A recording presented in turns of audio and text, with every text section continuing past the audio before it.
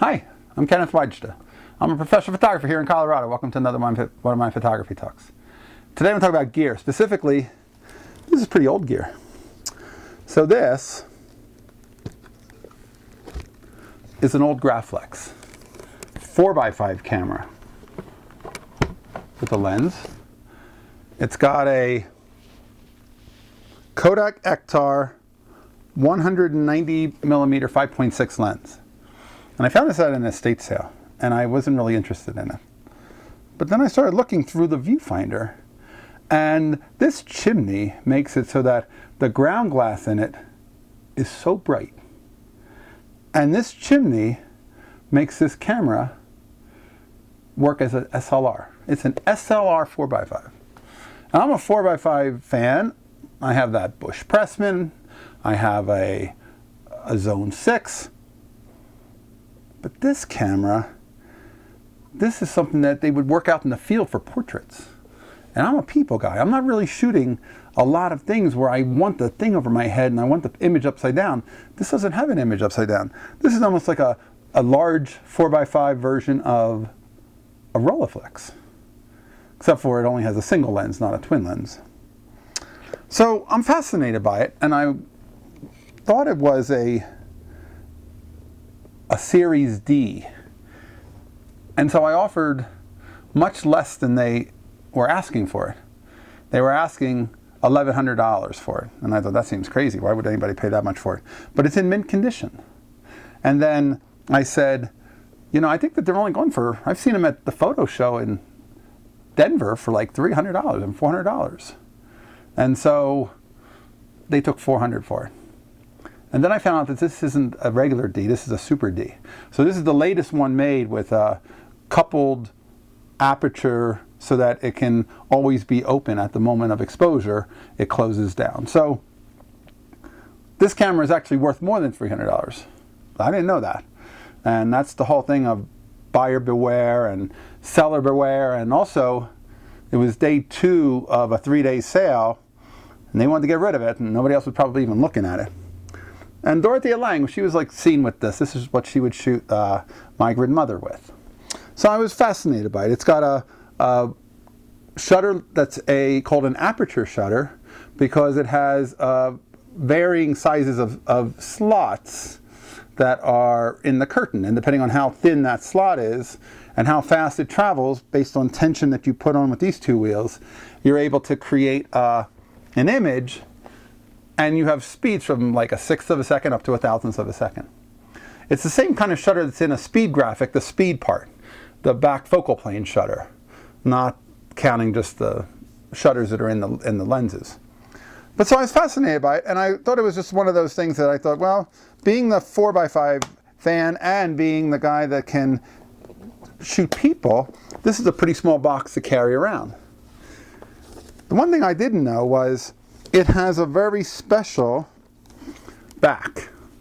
So there's the focal plane shutter you can see. There is a Graflex back, not to be confused with a Grafix back. So the Speed Graphic used a Grafix back, this used a Graflex back, and it has this one extra notch right here. And so there were a handful of, or maybe a box full of 4x5 holders that were in the basement of this estate sale, and I didn't even think about them because I have 4x5 holders. And I didn't notice that they have that little slot.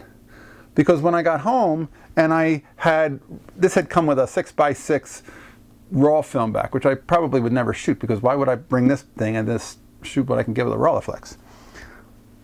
But when I went to put a 4x5 back on it, it doesn't fit.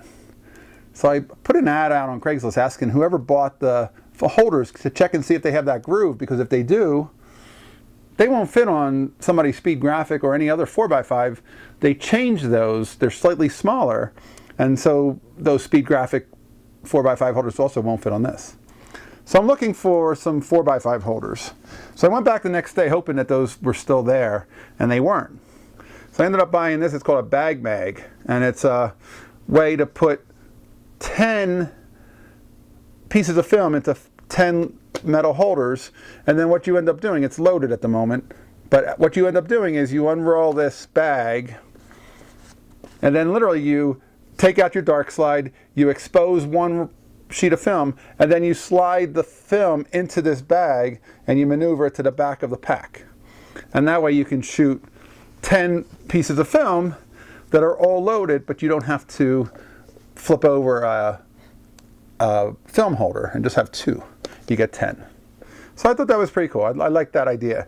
And they had these still on the last day of the sale. So I got these, but I still wish that I had gotten, I just would like to carry 2 sheets of film in a film holder. It seems smaller, it seems simpler. So if you know of anybody who has one, let me know. Put them in the comments below, get them in touch with me, because I'm in the market for 1 or 2 of those. There's a big camera show coming up the first Sunday in May. If you're in the Denver area, it's down in Golden area, outside of Denver at the Jeffco Fairgrounds. And they need people to come to their show because that show's been getting smaller and smaller. But there are a lot of film guys out there, so I'll be out there looking to see if I can find a Graflex film holder there. But they seem to be more challenging to find, and I don't know if I'm going to find one easily, but eventually they'll come. I thought they'd be some on eBay, but they're like $50 each, and I'm like, I don't think they were $50 at the estate sale. So whoever bought those, if they were Graflex, they probably got a great deal, and they could probably make a lot of money on those. And if they didn't know what they were, and they were just 4x5, they're just ordinary.